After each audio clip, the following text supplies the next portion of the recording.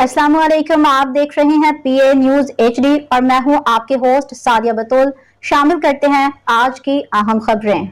इस्लामाबाद वफाकी हुकूमत ने दुकानदारों समेत कारोबार में टैक्स चोरी करने के खिलाफ जुर्मानों की शरह बढ़ाने का फैसला कर लिया है।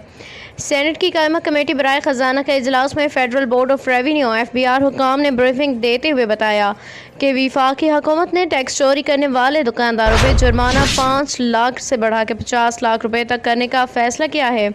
टैक्स चोरी पकड़ने के लिए जाली रसीदों की निशानदही करने वालों के लिए इनामी स्कीम लाने की भी तजवीज़ है।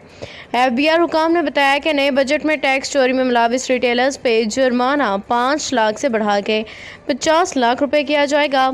आइंदा बजट में पॉइंट ऑफ सेल्स में रिटेलर्स की तादाद बढ़ा के 70 लाख रुपए का हदफ है। ब्रीफिंग में बताया गया कि टैक्स चोरी में मुलविस रिटेलर्स की निशानदही करने पे 10,000 तक इनाम भी मिलेगा। FBR हुकाम के मुताबिक बजट में रिटेलर्स पे मॉनिटरिंग कैमरा और निगरानी के लिए मुलाजमीन की तैनाती भी की जाएगी। आइंदा बजट में पोल्ट्री, चिकन, चूजा, तंबाकू, ग्रीन लीफ बेवरेजेस की मॉनिटरिंग की जाएगी, जबकि रवा माली साल शुगर मिल्स की पैदावार मॉनिटर करने से 34.5% इजाफी टैक्स जमा किया गया है।